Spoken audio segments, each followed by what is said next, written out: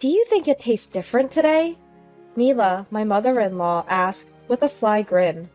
Tonight's dinner was curry. Really? I think it tastes just like it always does. As I respond, Mila starts laughing uproariously, clapping her hands. I wonder what's so funny. What do you mean? I put this in it, she says, still laughing, showing me a bottle of bleach. Pregnant, I rush to the bathroom and throw up everything.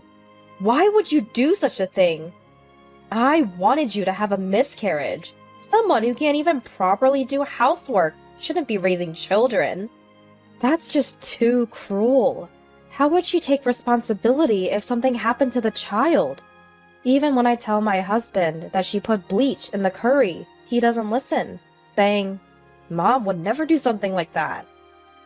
A week later, Mila was in a traffic accident and became paralyzed from the waist down. Now that I can't move freely, you'll have to take care of me for the rest of my life. That's right. You should take proper care of Mom, as she says. My husband chimes in. I was doing as they said, but one day Mila, who demanded to be taken to the bathroom quickly, threw a plastic bottle at me. At that moment, my suppressed emotions exploded.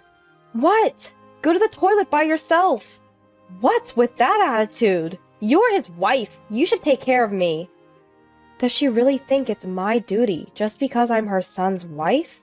Wasn't she the one who almost killed my unborn child? Do whatever you want. I'm leaving this house. With those words, I left my parents-in-law's home. 2 years ago, I married Trevor, a full-time employee at an IT company, and quit my job when we got married. I feel bad for Cynthia, but I want you to live with me at my parents' house. I don't want to leave Mom alone. My father-in-law had passed away from a heart attack when Trevor was still an elementary school student, and it had been just Mila and him since then. I can somewhat understand Trevor's feelings. We're newlyweds. I wanted us to live by ourselves. But if Trevor insists, that's fine. Can I continue working though? Can you also quit your job? I just don't want you to be alone during the day. Even though I felt it wasn't necessary to go that far, I lost to Trevor's insistence in my heart and decided to quit my job and agreed to live together at his parents' home. And so our cohabitation at the parents-in-law's home began. Mila, I look forward to living with you starting today. You know, I really wouldn't mind if you weren't here at all. Mila's unexpected reply took me aback. No need to say something like that on the first day. I'm only living here because Trevor asked me to. I was a bit irritated by Mila's words, but I just smiled and brushed it off. Right. Since you're here now, you'll take care of all the household chores, okay? All of them? You've quit your job to be a housewife, right? It's only natural for a married woman to do that much. True, as a housewife, now I do have the time, and it's not like I can't do it. Maybe Mila has a point. I'm going to be living at the parents-in-laws' home from now on. I should indeed take on the household responsibilities. Understood. I'll do it. Then please start with cleaning right away. What, now? I've just arrived at the parents-in-laws' home, and I haven't even unpacked my things yet. What are you daydreaming for? Get moving, or it'll be dark before you know it. Well, I guess I can take care of my stuff tomorrow. Mom, come on. Cynthia doesn't need to do it today. She's tired from moving. Just as I was about to start cleaning, Trevor stepped in to defend me. Mila didn't seem pleased with Trevor protecting me, and raised her voice at him. You! What's with the coddling? Wasn't it your idea to have her stay in the first place? So what? She's my wife, of course I'm going to take care of her. Life at the parents-in-laws' home was full of uncertainty, but I felt truly relieved when Trevor shouted back at Mila in anger. With him by my side, I figured I could manage somehow. That's what I thought at the time. The next day, after seeing Trevor off to work, I relaxed in the living room and watched TV. Good morning. What are you watching? Oh, Mila. Good morning. I was just watching a soap opera. I returned the greeting to Mila, who had just woken up, and turned back to the TV. Then Mila grabbed the TV remote and turned it off. You don't have time to be lounging around! Get started on cleaning, right now! Mila suddenly snapped at me. There's no need to rush. It's only 8 a.m.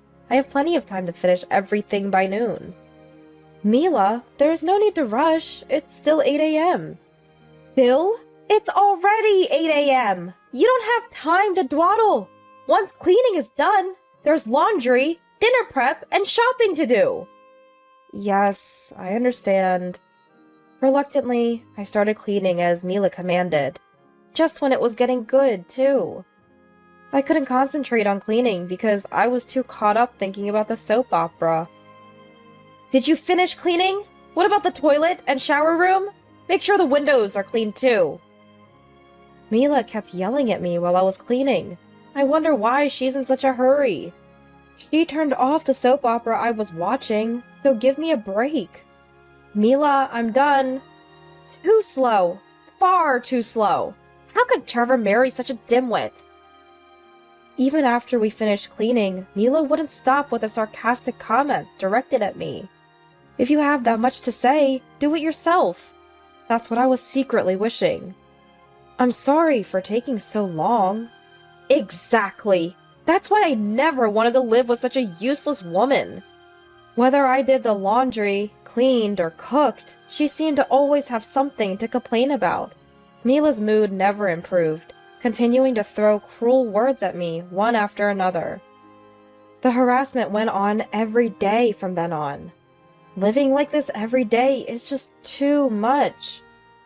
3 months into living with Mila, I was at my limit, both mentally and physically.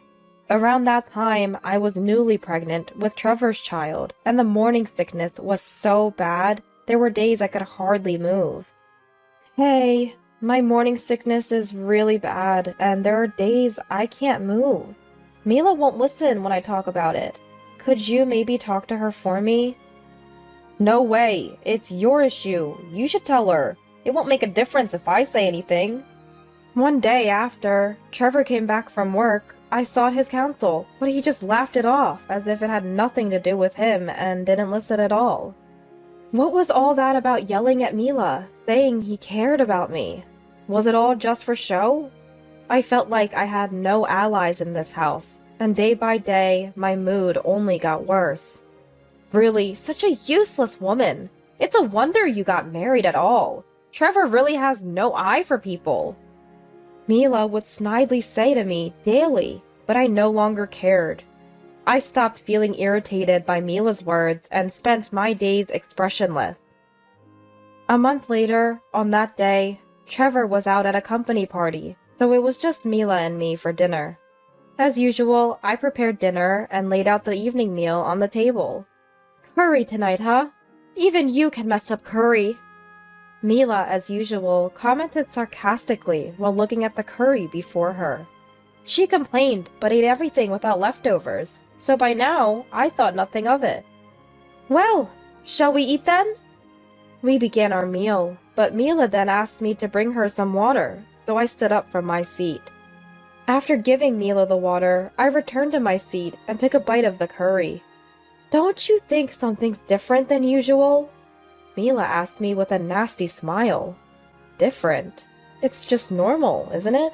It's the same as always. When I replied, Mila began to laugh loudly, clapping her hands. Why is she laughing so much? I'm completely lost here. Confused, I asked Mila what was going on. What's so funny that you're laughing like that?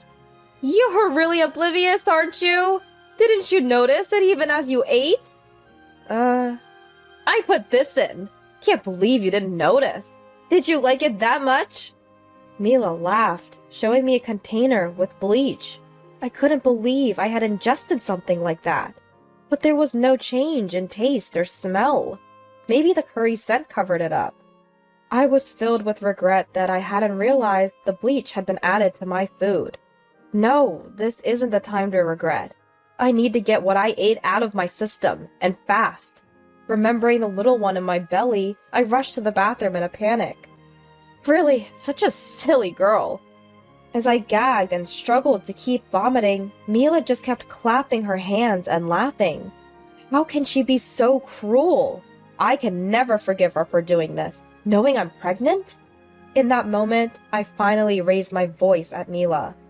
This isn't funny! What have you done? What if something happens to my baby? There's no need to get so mad. You vomited it all out. You'll be fine. Mila didn't seem to feel any remorse at all. Thinking it's okay just because I vomited? That's absurd. Fine because I threw up? How can you say such things so calmly? Even a child knows not to drink bleach. I'm going to the hospital right now. After giving Mila a piece of my mind, I headed for the hospital. What if something happens to my baby? I couldn't calm my nerves. Please, let everything be okay. With my heart pounding as if it were right by my ear, I arrived at the hospital, praying for my child's safety, where I was immediately given a gastric lavage. After the doctor's examination, both the baby and I were declared fine. For now, you can go home, but if you feel off, come back immediately. There might be a delayed reaction. Relieved by the doctor's words, I returned to my parents-in-law's home. As soon as I got there, Mila started with her snide comment. Oh, look who's back! Making such a fuss over a little bleach. Why is she still laughing? I thought she had almost killed my child. Ignoring Mila, I went back to my room. If I talk to Mila now, I might just hit her. Oh, where have you been? Trevor was there, back from work. I went to the hospital! You won't believe this. Knowing I was pregnant, she put bleach in the curry, trying to feed me that. She even clearly said she wanted to cause a miscarriage. I told Trevor what Mila had done, but he seemed skeptical. Mom wouldn't do something like that. Stop lying. I felt a surge of anger at Trevor laughing and taking Mila's side. It's his child too. How can he laugh? Fine. If you don't believe me, so be it. But I will never forgive Mila. I don't want to stay in this house. If I keep staying here, she might actually kill my child. Mila kept up her harassment the next day and the day after. But I, having reached the peak of my anger, decided to ignore her completely. I kept up with the household as usual, but ignored Mila thoroughly, no matter what she said. After all, I'd be leaving this house soon anyway. A week later, as I was zoning out in the living room of my parents-in-law's home, my mobile phone rang. Cynthia, it's the police! Mom's been in an accident! Mila has? You didn't keep an eye on Mom? Just get to the hospital immediately! Mila had an accident? Now that I think about it, she did say she was going to buy groceries herself today. After hanging up with Trevor, I headed to the hospital where Mila was taken. As much as I dislike the person, I wouldn't feel good if she died. I just hope there's no life-threatening condition. Upon arrival at the hospital, I entered the private room where Mila was admitted. Is Mila okay? Yeah, she's pulled through. There was a grim look on Trevor's face. What happened? As I wondered, Mila spoke up. She seemed lucid and didn't appear to have any issues. My lower body? I can't move it. What?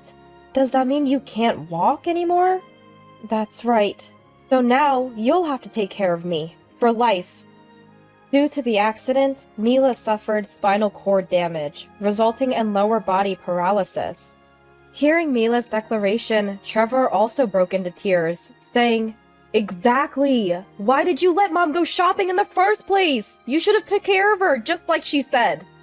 That's what he told me. Why do I have to be the one to take care of her? This has to be a joke. I spoke up firmly to both of them. Why do I have to take care of Mila? After she almost killed our child?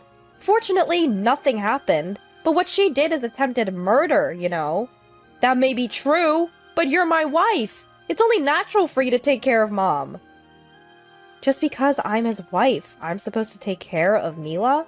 He should take care of his own mother. Why don't you take care of your own parent? Stop pushing everything onto me. I have work, and I can't always be there. That's why I'm asking you. Plus, it's your fault for letting Mom go shopping in the first place. Take responsibility. Mila had said she wanted to go shopping, so I let her. Why do I have to be the bad guy? This family is so selfish. Realizing that arguing was futile, I stopped responding to them. 3 days later, Mila was discharged and returned to our parents-in-law's home.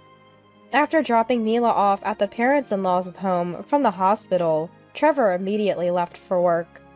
It seems he has no real intention of taking care of Mila. Usually, you'd take the day off on your parents' discharge day. I'm so angry that he's dumped everything on me. Aside from her lower body paralysis, Mila is very energetic and started ordering me around as soon as she got back to the parents-in-law's home. Hey, pass me that remote control. You can reach it yourself. Why don't you get it? My legs don't work. Her upper body is fine, and the remote is within reach if she stretches out her arm. Don't call me over for such a trivial matter. That evening, the day Mila returned to the parents-in-law's home, her voice echoed from the living room. Hey, come here, will you? Not this again. Now what's it this time? Feeling fed up, I had been ignoring Mila, but her voice was getting louder and louder. Can't you hear me, you bitch? Get over here now! Reluctantly, I headed towards the living room. What's with all the yelling? Finally showed up, huh? I need to go to the bathroom. Take me there, will you? No, I won't. Please don't raise your voice for such things. After all, you're wearing diapers in case of emergencies. Leaving those words with Mila, I tried to return to my room. That's when I felt a strong impact on my back. Ouch! Looking at my feet, there was a plastic bottle full of water rolling around. Seems like Mila threw it in frustration at my attitude. Mila, did you throw this? That's right! It's your fault for not taking me to the bathroom! Just do as I say without any back talk! I had reached my limit. After being ordered around and having things thrown at me, and to think my child might have been killed. Time to let her know she's mistaken if she thinks I'll always be a pushover. Quiet and obey, huh? I might feel sorry for your condition, Mila, but aren't you getting a bit too carried away? What about me is getting carried away? That's what I'm talking about. You yell when things don't go your way and throw things. Besides, like I said at the hospital, why should I have to care for you? I told Mila with a cold voice. That might be true, but at least take me to the bathroom. I already told you no. Besides, I'm leaving this house. Huh? Mila looked surprised, unable to grasp what I was saying. After she threw the plastic bottle at me, I decided then and there to leave this house today, right now. I'm not about to keep bending to someone like her. Leave, as in this house? Yes, that's what I'm saying. Did the accident make you stupid? I'm sick of being ordered around by you and Trevor. Oh, I'll listen to that later. Just take me to the toilet. I forgot to wear diapers today. Mila was still clamoring to be taken to the bathroom, probably at her limit. But no matter how much she begs, I'm not taking her. Do whatever you want, I don't care. I'll never forgive you for this. I don't need your forgiveness. Just so you know, I'll never forgive you either. With those parting words to Mila, I headed to my room, grabbed the bare minimum, and left the parents-in-law's home. I half expected Trevor to call me after I left the parents-in-law's home on my own, but there was no contact at all. A month later, I had returned to my parents' house and was living a stress-free life. Life had been hard every day, so being at home was truly a joy. Then, on a day off, Trevor suddenly called. You're at your parents' house, right? What do you want, calling me out of the blue? Just get back here. I have something to talk about. He calls now, after all this time, saying he has something to talk about. Absolutely not taking my calls, but now acting all high and mighty, huh? Ignoring me for a whole month just shows how little you care. What a selfish person. Still, this is a good chance to end things properly with those two. I might as well tell them directly that it's over between us. Fueled by anger, I headed to my parents-in-law's home. Long time no see, it's me. Come in. Trevor answered the intercom, and I stepped into the in-laws' house. Mila, seeing me enter the living room, immediately started yelling. "So you finally show up! Where have you been hiding all this time, you witch?" In the past, Mila's shouting might have cowed me, but not anymore. Where? I went back to my parents' home. Just took off on your own? Do you have any idea how tough it's been here? If you're back, start taking care of me right away. That's what I've been trying to tell you. I won't be taking care of Mila. Ask Trevor to do that. You're to blame for this mess, so take responsibility! Mila flung another plastic bottle at me, but I dodged it effortlessly. Picking up the plastic bottle that had skittered across the floor, this time I chucked it back at Mila with all my might. I made sure not to hit her directly with the bottle. What the heck? That's not safe! Mila must have never expected it to be tossed back to her. She let out a voice that sounded quite shocked. You know it's dangerous. I avoided hitting you, but you didn't miss when you hit me, did you? You! What do you think you're doing? Throwing things at people? I'll call the police! Trevor, who had been watching the exchange with Mila, interjected, but if he was keen on calling the police, so was I. Acting like they're the victim. You're going to report me to the cops? Go right ahead. I'll also report Mila for attempted murder and assault with a plastic bottle. The mention of the police seemed to frighten Trevor and Mila, and they quickly quieted down. Always quick to blame me, but never reflecting on their own actions. Are they out of their minds? Please, not the police. I'm sorry. I'm asking you too. We went too far. Please, let's not involve the police. Truly selfish, aren't you? I don't need your apologies now.